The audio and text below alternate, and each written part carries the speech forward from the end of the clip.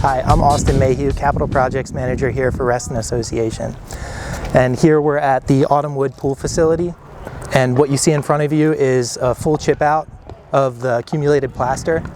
At the start of your project, you'll have seen the white coat surface. All of that material gets chipped out and moved to a dumpster, which has already happened and been taken away from the pool. The coping stone is removed, the caulk line is removed, and all the racing tile and coping edge tile have been removed. We get rid of this plaster because we need to get back down to the baseline of the concrete shell, and it also gives us the opportunity to take a look at the steel and the potential beam damage that occurs over the years. And beam damage is when water gets down into the concrete beam, this area here, and freeze breaks over the winter, making the concrete brittle.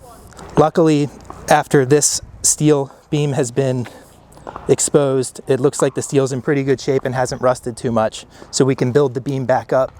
And this gives a new solid surface for the coping stones to sit on and the tile to adhere to.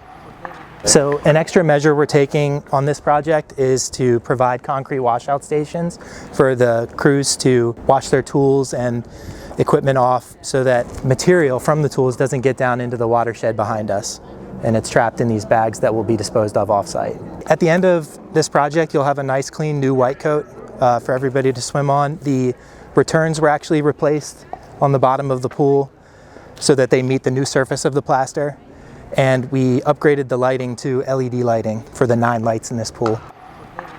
You can pretty much expect these plaster coatings to come up every 7 years. The chemicals used on a pool basically slowly eat away at the white coat, and eventually you need a new plaster surface. The pool will be ready for public use starting the new pool season. We'll probably see a new white coat surface down in a couple weeks. Lake Newport and Uplands pools will both be also having work done this year. Lake Newport will receive a new chlorination system on the main pool, and the wading pool will also receive a new chlorination system. Uplands will receive new filtration and chlorination system, switching from liquid chlorine over to puck chlorine like every other pool at Reston Association. If you want to learn more about this project or others, contact CapitalProjects@reston.org.